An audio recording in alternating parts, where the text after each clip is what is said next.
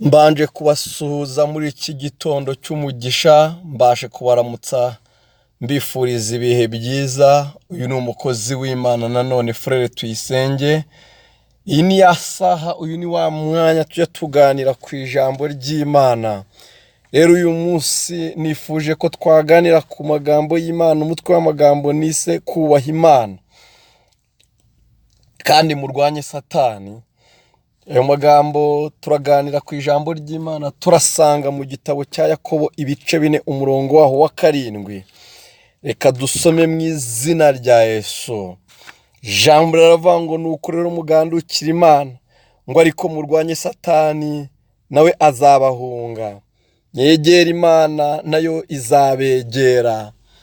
Turashima Imana kuri iri jambo muri iki gitondo cy'umugisha. Jambo riratubwiye ngo nuko mugandukira Imana. Ijambo kuganduka mu yandi magambo ni ijambo risobanura kubaha, ni ijambo wagereranya no kumvira. Kuganduka ni ukuvuga ni igihe umuyobozi aba ayobora uwayobora, noneho wa wundi ayobora rimwe akamugandira cyangwa undi akamugandukira. Nuvuga ngo rimwe akamusuzugura, kindi gihe akamwubaha.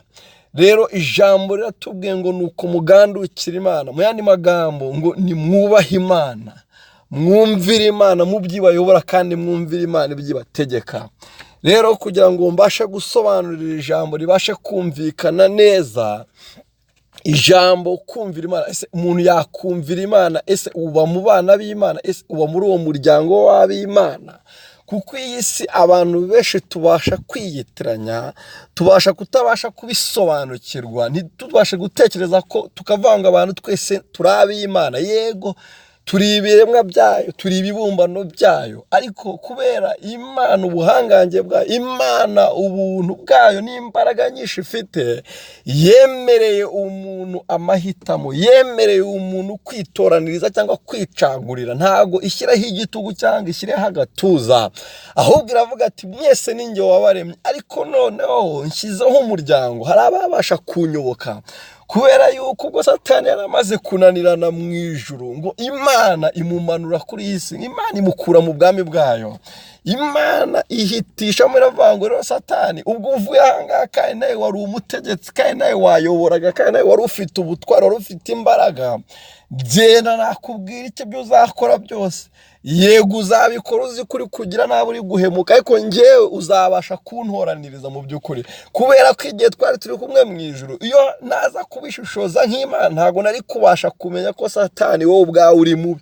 Ariko noneho ndakwemereye igihe ujye ku isi, ba bandi uzashukashuka cyangwa buzabasha gutsikamira, abo ngabo ni akazi kawe, nushaka ubatware n'ubundi ngewe bitari zahabu ntacyo biba bimariye. Ariko abazabasha kukurwanya, abazabasha kukurokoka, ba bandi bazankunda by'ukuri, abo bazaba banjye. Twakwibaza rero ngo abantu b'Imana ni gute cyangwa abasatani gute? Turifashisha ijambo ry'Imana. Ijambo ry'Imana muri Yohana igice cya 1 umurongo waho wa 12. Ijambo riratubwira ngo icyo kurangwa abamwemeye bose bakizera izina rye, yabahaye ubushobozi bwo kwitwa abana b'Imana. Ese mwene data wemera Imana? Wamaze kwemera Yesu Kristo ko ari umwami n'umukiza, ko Imana yamwohereje ku bwawe? Ngo abamwemeye, abayemeye Yesu ngo ababere umwami n'umukiza, ngo Imana ihita ko kanya byihuse cyane, ngo ihita ibaho ubushobozi bwo kwitwa abana b'Imana. Abo bagahita baba abana b'Imana byihuse cyane, aya mazina yabo akandikwa muri icyo gitabo cy'uko ari abana b'Imana, kuko bamwemeye, kuko babihamije, kuko babivuze, kuko babitangaje, bagahita baba abana b'Imana. Nanone turifashisha irindi jambo aho tubona abana ba satani muri Yohana wa 1 ibice 3 umurongo waho wa 8. Turahasanga amagambo agira ati ukora ibyaha wese ni uwa satani, kuko uhereye mbere na mbere satani akora ibyaha kuko ntiyabashije kumvira Imana. Ngo ibyo umwana w'Imana ariko yerekaniwe n'ibi ni ukugira ngo amareho imirimo ya satani, amareho imirimo y'ibyaha kuri ba bandi bamwemeye bose. Imana yacu ishimwe cyane kandi Imana yacu ihabwa icyubahiro. Bene data, tumaze kumva muri abye byanditswe bibiri, iki cyanditswe cyo muri Yohana, aho dusanze muri Yohana wa 3:8 tubonye abana b'Imana, no muri Yohana nanone 3:8 naho tubonye abana ba satani. Tubonye mu ijambo ry'Imana tukabona abana b'Imana, tukabona kandi abana ba satani. Ngo kuba umwana w'Imana nta yindi tike bisaba. Kuba umwana w'Imana ni ukuyemera, ni ukwemera uwo yohereje ari we Yesu Kristo, ukamwakira, uhita uhabwa ubushobozi bwo kwitwa umwana w'Imana. Ariko nanone tubonye abandi bana bo mu bundi bwoko, ngo abafite ibikorwa by'ibyo bakora ibyaha, bakora ibikorwa by'ibyaha, ngo abo ni aba satani. Bene data, ariko none na jambo ryatubwiye ngo kugandukira Imana, ngo twumvira Imana. Ese mwene data, wabasha kumvira Imana ute? Wabasha kugandukira Imana ute? Mwene data rero, wabasha kumvira Imana? Hano nagerageje gutoranya amwe mu magambo 7, amwe mu bice 7, amagambo 7 wagenderaho. Wenda undi ashobora gukora agakora andi amagambo 10 cyangwa 20 byaterwa, ariko ngiye nahisemo amagambo 7 wabasha gukurikiza zimwe muri izo ngingo 7, ukabasha kumvira Imana, ukabasha kugandukira Imana. Ijambo rya mbere, yizere, girana ikiganiro nayo. Waba wicaye uherereye, ngo nuba wihereranye na so wo mu ijuru, muganirize, mubwire ngo Mana, nzi neza yuko ari wowe wandemye, kandi nzi ko ari wowe wambumbye, kandi nzi neza yuko narabagasoro mu nda ya mama, Uwiteka uranzi.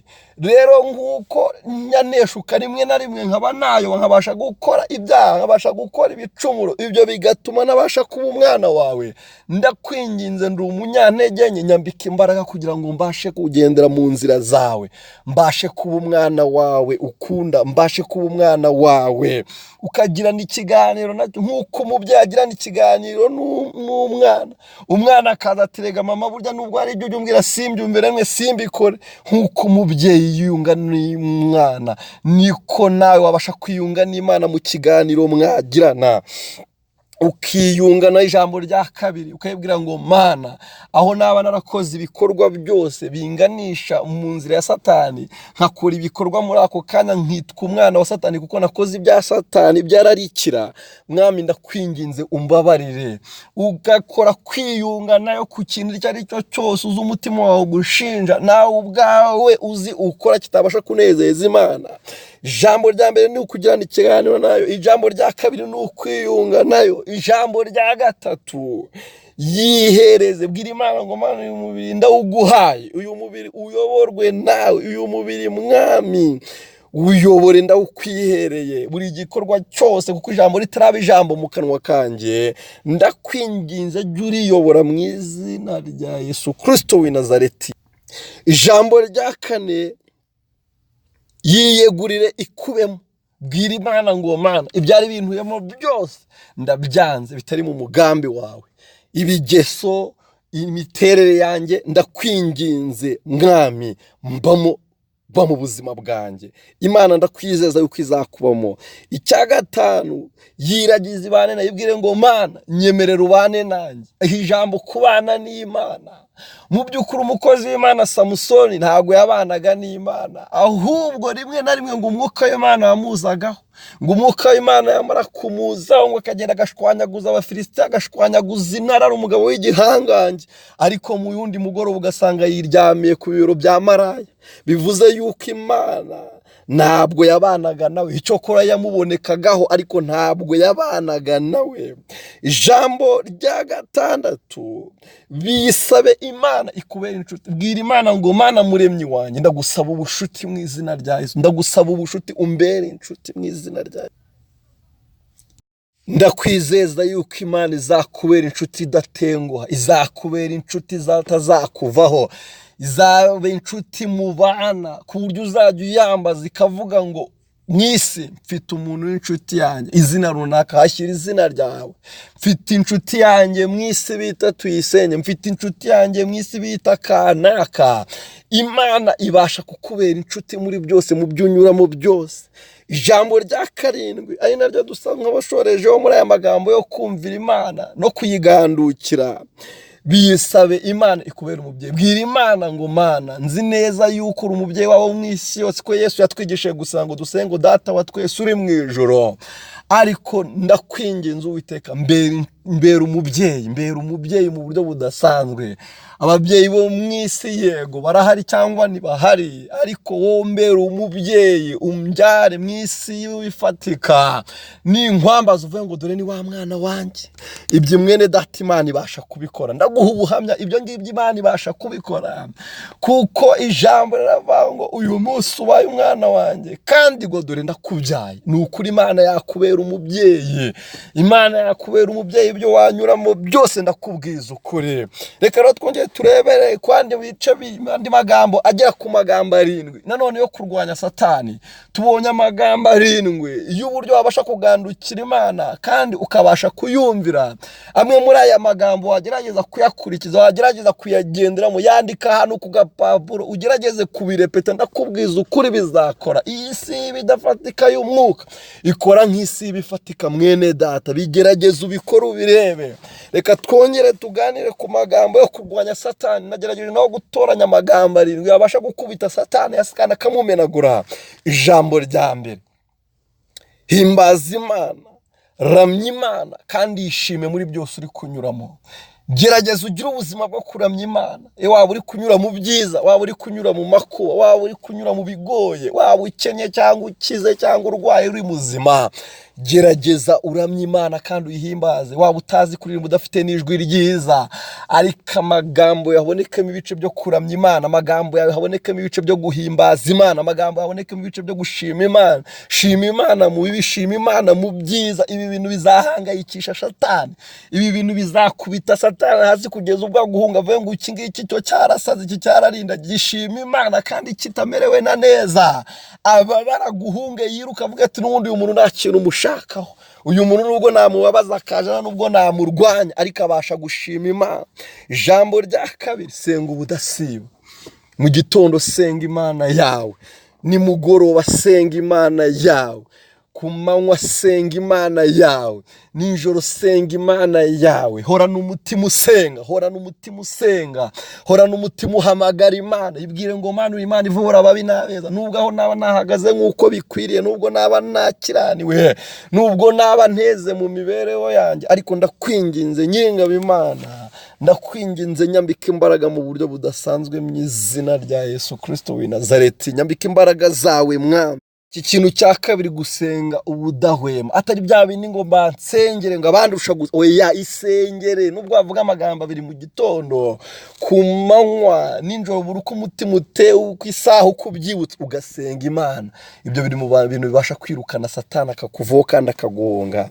Ihame rya gatatu: byature wihana. Vuga Mana, naratukanye, Mana nakoze ibi n'ibi, narasambanye, naribye, nakoze. Atura ibyaha, byatura ubivuge, ubyature. Waba uri kumwe n'umuntu cyangwa waba uri wenyine, byature. Waba uri mu bandi wizeye, byature. Iyo waba ari icyaha cyakunaniye kajana, iyo ucyatuye, iyo ukivuze, ugisubiye mu ngo Mana umbabarire, ukagira umutima wihana, ukagira umutima ubivuga, satani abaza kuvuga ati ariko uyu muntu koko wikoze isoni wishyira ku karubanda, ati nanjye ntiyabasha kunsebya, ntiyabasha kunkarabika. Satani azakuvaho. Umutima wihana, umutima uva mu byaha, umutima wiyambura ibyaha, satani abasha kuwuhunga uwo mutima. Ihame rya 4: kora amasengesho yo kwiriza ubusa.